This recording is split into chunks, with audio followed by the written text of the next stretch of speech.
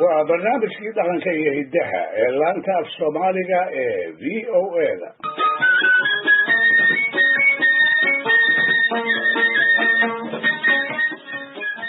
dhegeystayaal, gabyaagii caanka ahaa Salaan Carabi ayaa Allaha u naxariistay wuxuu ka mid ahaa raggii intay isqoonsadeen reerihii ay xidideen dhowr jeer u gabiyey.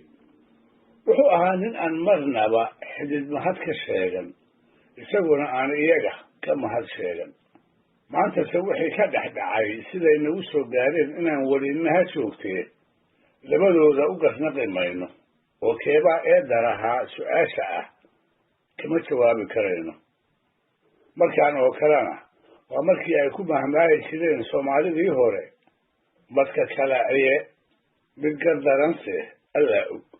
haddiise sayidka iyo raggii ay xidideen isqoonsigoodu uu siyaasad iyo hoggaaminta bulshada ku salaysnaa, isqoonsigii Salaan iyo xididkii dhex maray waxaa u sabab ahaa 3 arrimoodoo dhaqankii hore ee guurka Soomaalida tiirdhexaad u ahaa, kuwaasoo kala ah yaradka, yarad sooranka iyo dhibaada.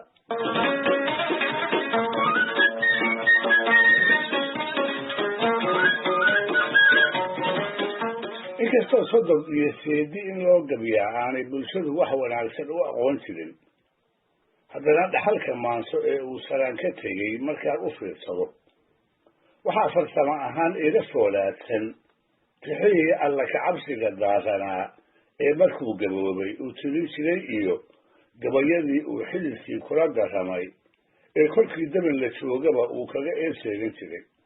iyada oo gaf weyn laga nabdoon yahayna waxaa lagu doodi karaa gabayadii Soomaaliyeed ee xididka loo tiriyey in kuwa ugu caansani ay yihiin isaga iyo qaar ka mida raggii uu la xididay kuwii ay isu celiyeen. dhinaca kale, markaan dib u eego taariikhda maansada Soomaalida inteeda aan u warhayo, cidda isaga la garab dhigi karo oo sidiisa oo kale xidid u gabyidda aan indhaha u marmarin jirin waa Allaha u naxariistay gabyaagii la odhan jiray Axmed Nuur Aadan Qoolaab oo Axmed Diris loo yiqiin, kaasoo barnaamijyada soo socda ee taxanahan midkood aan ku soo qaadi doono gabaygiisii sida aadka ah xididka ugu dhiiranaa ee eragoo la baxay.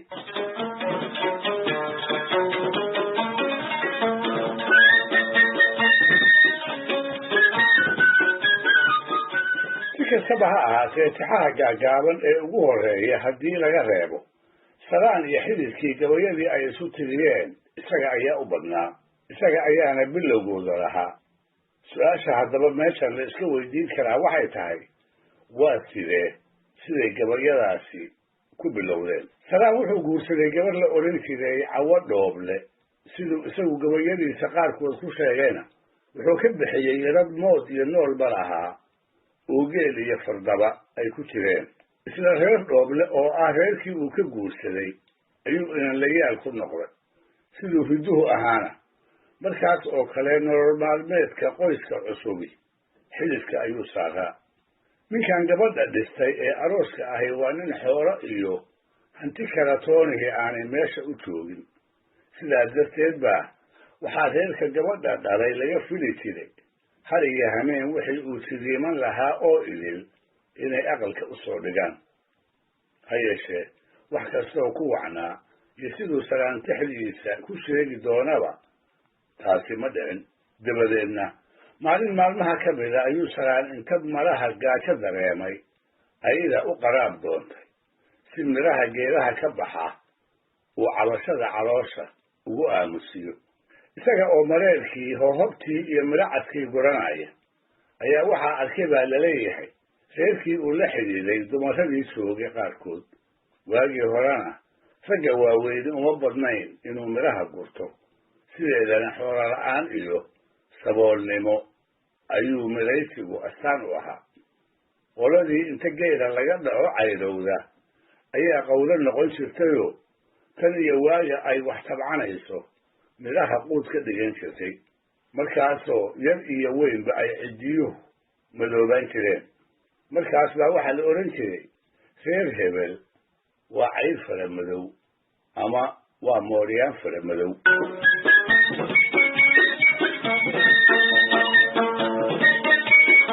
arrintaas iyada isaga oo salaanmaanka ku haya oo raggii hore waa dhiifoonaaye ka baqaaya in loogu gabiyo ayuu madaxa is yidhi kollay gabay waa mahuraane qori xero adigu ku hormar intii lagaala hormari lahaa. markaas buu ka gaarsiiyey tix gaabano uu kaga eed sheeganayo aqalkiisa aan cunnada lagu ogeyn, hilib iyo caanatoona aqalkiisa ka maran, isla markaana aqal aroosa lagu sheegayo.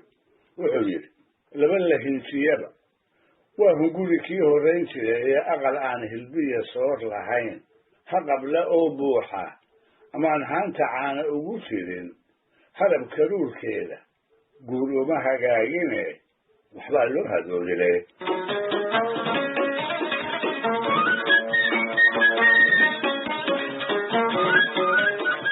isla markiiba nin seediyaashii ka mid ahaa oo ducaale aadan qoolaab la oran jiray, ducaale dheerana ku magac dheera, ayaa tixdaa saraan jawaab degdega ka celiyey. wuxuu gabyaaga kula dacwiyey inuu sabir daran yahaye reerka uu midhismada ku yahay aanu marnaba u daraan. si taas looga rumaystana wuxuu xusuusta saraan ku soo celinayaa maalintii aqalgalkiisa oo markaa maalmo aan 10 dhammayn laga joogo in geel iskuma jiree hashii soobir la odhan jiray uu u qabay. gabagabada taxdana wuxuu ducaale gabyaaga ugu ballan qaaday kollow in aqalka loo soo buuxin doono oo qumbayaal iyo tibada muqmad iyo subag laga soo milaalay ay soo dhoobi doonaan, loosa baahan yahay intaa ka hor inuu dulqaato. wuxuu yidhi salaanow gob samir weynay waa saancad iyo ceebe, 8 cishaba waa intuu sahanku laalaaye, saha duniyaddaa yeelatoo reer saldhigi waaye, geel kale samcane waanigii soobir gowracaye, waa soo sidnaa xerihii saabka loo taray.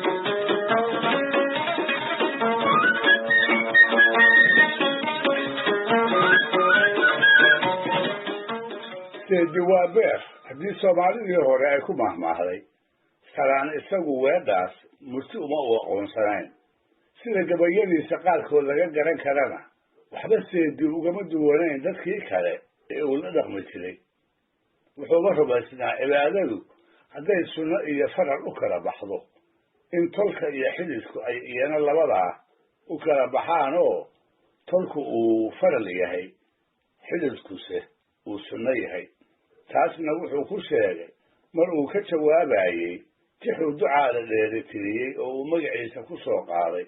dhammaadka tixdiisa ayuu salaan isku garsiinayaa maantaa kadib inaanu ducaale iyo seedi kala toona ka xishoon doonin, welibana uu maanso nafta kaga qaadi doono. wuxuu yidhi 3 jeer dulqaataye hadday saa'id kor u dhaaftay waxba yaanan xidid waa sunno ee seediyaaldayine mugga maan xambaarada ku sugo saatay geerida. dhegaystayaal barnaamijkii dhaqanka iyo hidduhu maanta waa naga intaa. waa inoo toddobaadka soo aadan iyo ku lamid ah hadduu eebba idmo.